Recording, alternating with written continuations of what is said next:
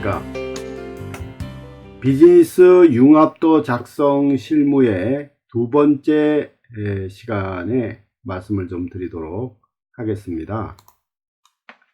역시 그 기호는 비즈니스 융합도 기호, 이것이 그대로 이용된다고 볼 수 있겠고요.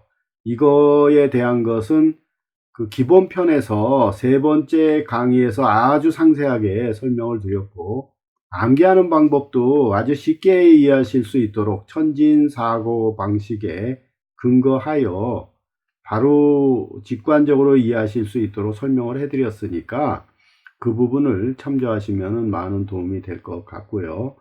이 작업이 하늘이고 판단이 사람이죠. 그리고 저장이 땅이다. 그래서 이 부분에 대한 기호는 쉽게 이해하실 수 있을 겁니다. 그래서 이게 잘 이해 안 가시는 분들은 세 번째 강의를 참조를 하시고요. 가급적이면 처음부터 들으시는 게 전체적인 원리를 이해하시기가 아주 쉽고, 전체를 듣는다 하더라도 실제로 하루면은 다 익힐 수 있는 내용이라고 볼 수 있겠습니다. 그래서 조금 시간이 없는 분들은 하루에 한두 개씩만 익히셔도 충분히 대응이 되시라고 보고요. 본격적으로 오늘은 좀 복잡한 것을 좀 하나 해보도록 하겠습니다. 그 내용은 뭐냐 하면은 실무 세 번째 비즈니스 프로세스로 비즈니스 융합 프로세스죠. 지방세 납세 증명서를 구청에서 발급받는 프로세스를 한번 해보도록 하겠습니다. 일단 기본적인 내용은 뭐냐 하면 회사의 관리부에서 담당자가 위임장을 이용해서, 왜냐하면 법인의 인감을 사용하지 않고 사용인감을 사용할 경우에는 위임장이 있어야 되거든요. 그래서 통상적으로는 회사에서 거의 사용인감을 사용합니다. 그렇기 때문에 위임장을 이용해서 지방세 납세 증명서를 관리부 직원이 발급받는 방법입니다. 그리고 지방세 납세 증명서는 어디서 발급받냐면 구청에 가면은 발급을 받을 수가 있거든요. 그래서 거기에 관련된 절차를 과연 어떻게 프로세스화 할 것이냐, 이런 것들도 안 해본 사람은 잘 모릅니다. 그래서 담당자가 교체되게 되면은 전혀 업무를 알 수가 없죠. 그러면 또 일일이 인수인계할 때 구청에 직접 가서 도와주고 하는 과정들이 있게 되고, 또 그것을 안 할 경우에는 일일이 또 전화로 알려줘야 되고 하는 불필요한 시간과 공간의 낭비가 있다는 거죠. 회사에서는 직원들이 월급을 받는 거기 때문에 어차피 자기 고유의 업무가 아니고 남을 지도하든 뭘 하든 하게 되면 다 비용이 발생하는 겁니다. 또 시간적으로도 낭비가 되고, 또 새로 업무를 인계받는 사람이 시행착오를 겪지 않습니까? 거기서 또 사고가 날 수 있고, 이러한 위험성들이 항상 존재하기 때문에 비즈니스 융합 프로세스를 익히게 해두면은 정말 이 비용을 엄청나게 많이, 최소한 또 현재 지출되는 비용의 30% 이상은 확실하게 절감할 수 있다는 게 일단 기본적인 저희 그 분석 결과입니다. 자, 그러면 한번 구체적으로 한번 보겠습니다. 여기에 필요한 문서는 크게 세 가지가 있는데, 첫 번째로는 위임장이 필요하고, 두 번째로는 사업자 등록증 4번이 필요합니다. 그 다음에 세 번째가 지방세 납세 증명서죠. 지방세 납세 증명서라는 것은 이것은 말하자면은 이 관리부에서 하는 게 아니고 구청에서 발급을 해주는 겁니다. 물론 서류도 있어야 되지만은 실제적으로는 증명서라든가 또는 수수료라든가 이런 것들이 다 필요합니다. 그래서 그 부분을 비즈니스 융합 프로세스에 다 표현을 해야 되는 겁니다. 그러면 한번 보겠습니다. 이 그림을 가지고 한번 이해를 해보겠습니다. 관리부와 구청이라는 지금 레인이 두 개가 있죠. 그러면 여기서 수용을 해가면서 주자가 간다고 생각을 하시고, 이 구청에서도 수용하는 주자가 있다고 생각하시면 됩니다. 그러면 우선 여기에 업무의 주체는 어디냐? 그래서 항상 중요한 게 뭐냐면은 이 프로세스를 이해하실 때는 프로세스 오너를 잘 생각하셔야 돼요. 프로세스 오너라는 것은 뭐냐? 프로세스 소유자잖아요. 그러면 프로세스의 수행 주체를 얘기하는 겁니다. 그러면 여기 레인이 두 개가 있는데 프로세스의 수행 주체는 어디일까요? 구청일까요? 관리부일까요? 이런 것을 이해하시려면 간단하게 능동적으로 일을 하는 곳이, 그리고 능동적으로 일을 하면서 거기에 책임을 가장 많이 지는 곳이 프로세스 수행 주체라고 보시면 됩니다. 그러면 여기서는 어디에 해당될까요? 역시 관리부가 해당이 되겠죠. 왜냐하면 관리부가 지방세 납세 증명서를 구청에서 발급받기 위해서 해야 되는 일들이 많기 때문에, 그리고 그 요건이 안 될 때는 당연히 발급이 안 되겠죠. 그래서 여기에 대한 모든 책임은 관리부에서 지게 돼 있다, 이렇게 되겠습니다. 그래서 여기에 프로세스 오너는 관리부가 되는 겁니다. 그러면 자, 관리부에서 맨 처음에 보겠습니다. 문서를 꺼내는데 뭐냐면 위임장을 지금 꺼내는 겁니다. 네, 위임장을 지금 꺼냈죠. 그리고 위임장을 꺼내서 기입을 하죠. 위임장을 꺼내서 기입을 하는데, 이런 경우에는 지금 뭐냐면 문서 파일을 꺼낸 게 아니고 위임장으로 미리 인쇄되어 있는 것을 꺼내는 겁니다. 템플릿을. 인쇄되어 있는 것을 꺼내서 그 안에 내용을 기입을 하는 겁니다. 그래서 이런 경우는 주로 직접 자필로 기입을 하는 경우에 이렇게 씁니다. 그래서 기입을 하고 나서, 그러니까 누구에게 위임을 하냐는 게 나와야 될 거 아니에요. 그래서 위임장에 기입을 하고 나서 이 위임장에다가 기입이 끝난 위임장입니다. 여기는. 그러니까 이게 가치가 변환이 되는 거죠. 왜냐하면 이것과 이 앞에 있는 위임장과 뒤에 있는 위임장은 같은 것 같아도 전혀 다른 겁니다.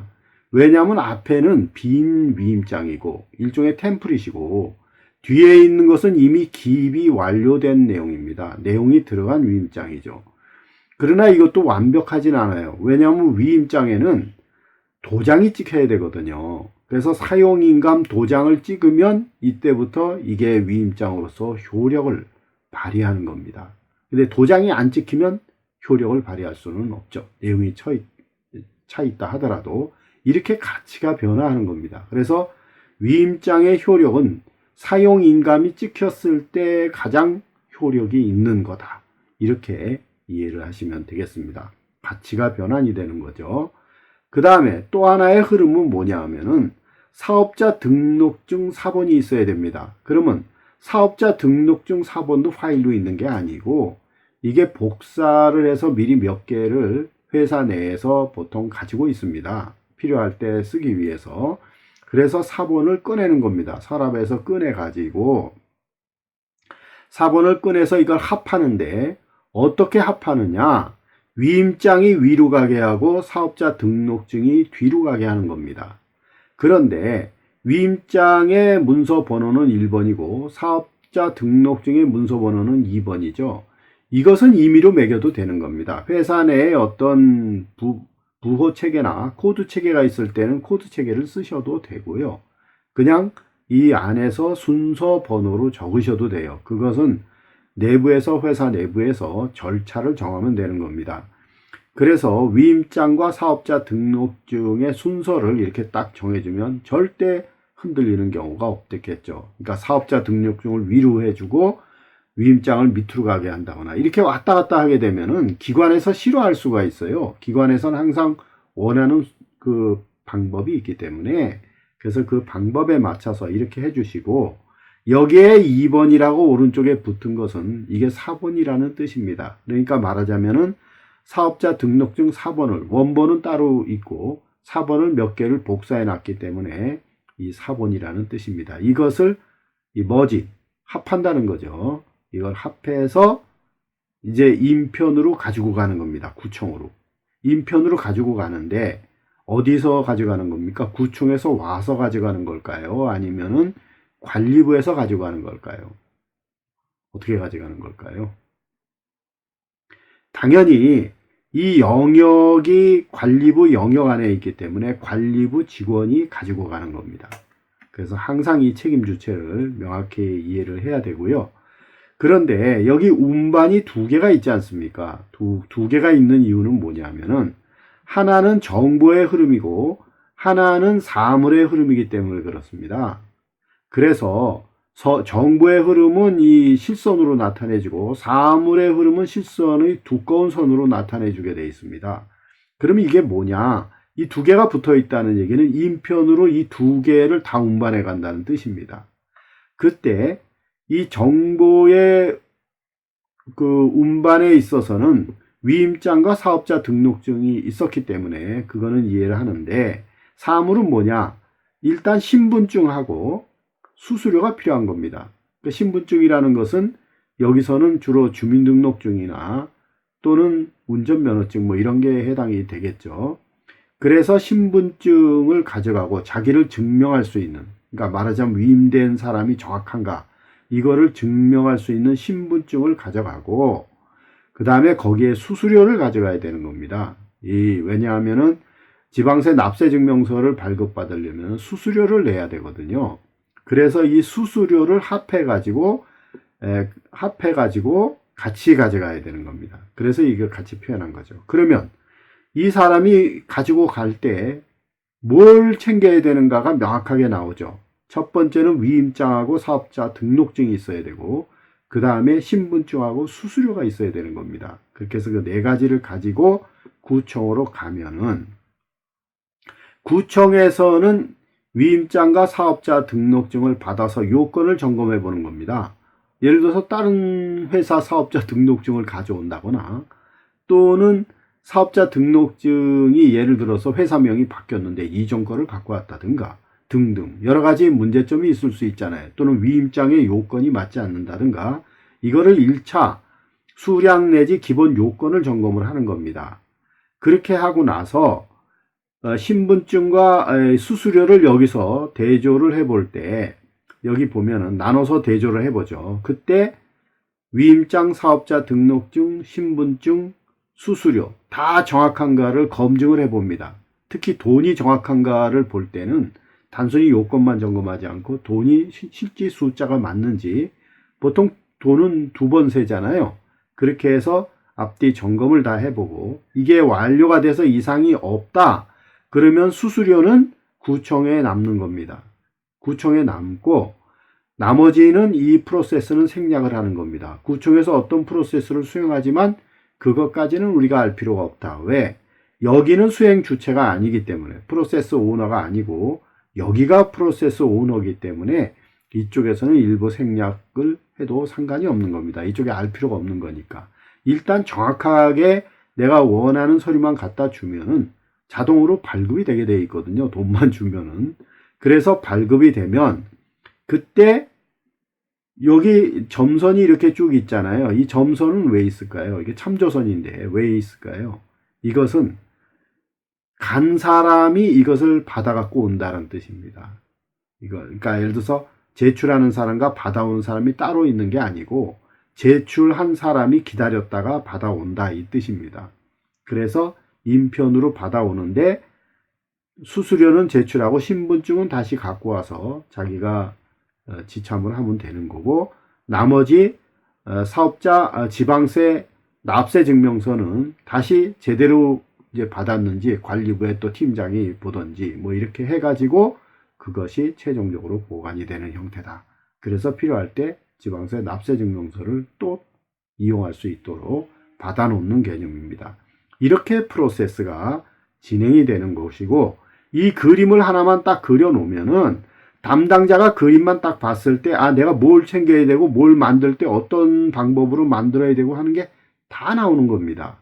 만약에 서랍이나 이런 것이 많이 이렇게 복잡하게 많이 있고 서랍이 많을 경우에는 여기 서랍 번호를 적어 주시면 돼요. 이쪽에다 또 문서 서랍의 번호를, 뭐 캐비넷 번호라든가 이걸 적어 주시면 어디서 꺼내야 되는지까지도 정확하게 세밀하게 알 수가 있는 겁니다.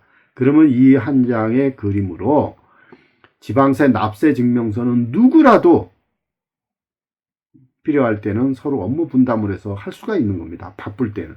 근데 그렇게 하지 않으면 이 프로세스를 아는 담당자만 움직여야 돼요. 그러면 일이 굉장히 힘들어지죠. 왜냐하면 담당자가 휴가 갔을 때는 또 안 되잖아요. 예를 들어서. 아니면 일일이 전화로 또 알려준다든가 하는 과정이 너무 복잡하다는 거죠. 그러나 비즈니스 융합 프로세스를 만들어 놓으면 간단하게 이 프로세스를 읽을 수 있는 사람은 쉽게 일을 처리할 수가 있다. 이렇게 볼 수가 있겠고요. 이것도 글자를 표현하면 이렇게 되는 겁니다. 관리부 담당자는 문서일을 사용한 후 사용인감을 작성한 후 사용인감을 날인한다. 그러면 관리부 담당자가 문서일이 위임장이죠. 1번이니까 위임장을 작성, 필인 한 후에 사용인감을 날인하는 거죠. 여기까지를 설명한 겁니다. 글로. 동 담당자는 문서 1과 2를 합한 후에 신분증과 수수료를 구청 담당자에게 제출한다. 그러면 뭡니까? 동 담당자는 문서 1과 2를 합친 후에 신분증과 수수료를 지참하여 운반해가지고, 지참하다는 건 운반한다는 거죠. 그렇게 해서 신분증과 수수료를 구청 담당자에게 이걸 이제 제출을 하는 겁니다. 그러면 구청 담당자가 확인을 하고 나서, 그렇죠. 구청 담당자는 문서 1, 문서 2, 신분증 수수료를 검증을 하고, 여기 검증을 하죠. 검증을 한 다음에 문서 3을 발급한다. 문서 3이 뭡니까? 문서 3이 결국은 지방세 납세 증명서잖아요. 3번. 여기서 이렇게 흘러서 간 거거든요. 이게요. 3번을 발급을 하고 관리부 담당자는 문서 3과 신분증을 받아서, 그러면 관리 3이 운반하는 것은 이 문서 3, 흐름상에서 문서 3과 그 다음에 신분증, 요건 받았죠. 받아서 회사로 돌아온 후에 문서 3을 회사에 보관한다. 그러면 지금 빠진 건 뭐죠? 수수료죠. 수수료는 제출이 끝난 거고 신분증하고 지방세 납세 증명서는 받아갖고 오는 겁니다. 이렇게 되면 일이 마무리가 되죠. 그런데 이것도 이렇게 글로 써놓으면은 이 글이라는 게 제가 그랬지 않습니까? 이 글자 하나하나가 쭉 이게 점처럼 움직이기 때문에 이게 0차원이거든요. 그냥 자갈을 쏟아놓은 거랑 똑같잖아요. 그러니까 이거는 이해하기가 굉장히 쉽지 않다는 겁니다. 인간이 원래 해마에서라든가 이렇게 이쪽에 단기 기억을 할 때 7 플러스 마이너스 2의 원칙, 이걸 매직 넘버라고 그러는데 7개 플러스 마이너스 2개의 원칙을 벗어나게 되면은 이해가 어려운 겁니다. 물론 그 9개가 넘어가게 되면은 거의 이 기억을 잘 단기적으로 쉽게 하지 못합니다. 그거는 실험에서도 나와 있고, 그래서 이렇게 선으로 다 연결해주면 이 하나가 그냥 전체가 하나가 돼버리기 때문에 쉽게 이해할 수가 있고, 이런 경우에는 뭐 엄청 많은 자갈이 많아가지고 이게 이해를 못합니다. 그래서 업무적으로 숙달이 되기까지 굉장히 오래 걸립니다. 그러나 이것은 아예 숙달할 필요도 없고 외울 필요도 없고, 내가 필요할 때 그냥 이게 딱 이 도면만 바로 보면은 이해하고 바로 작업을 할 수 있는 거죠. 그러니까 이것과 이 문서로 옛날에 업무 지침서라든가 이런 것들, 매뉴얼이라든가 이런 것들을 만들 때 글자로 만들었을 때와 이렇게 비즈니스 융합도로 그렸을 때는 완전히 그 효율성에서 차이가 확실하게 나고, 그 다음에 이런 경우에는 사고가 날 수가 있지만 이런 경우는 절대 사고가 나지 않습니다. 그래서 그게 업무의 정확도라든가 품질, 그 다음에 효율성, 또 투자 대비 효과, 이런 것들이 굉장히 월등하게 일을 처리할 수 있는 방법이다. 이렇게 이해하실 수가 있겠습니다. 그래서 오늘은 조금 더 복잡한 과정으로, 그러니까 말하자면 정보와 사물이 같이 움직이는, 지난번 실무에서는 주로 정보만 다뤘는데 지금은 수수료라든가 신분증이라든가 이런 사물까지 같이 움직이는 것을 한번 다뤄봤습니다. 오늘은 이 정도만 설명드리도록 하겠습니다. 감사합니다.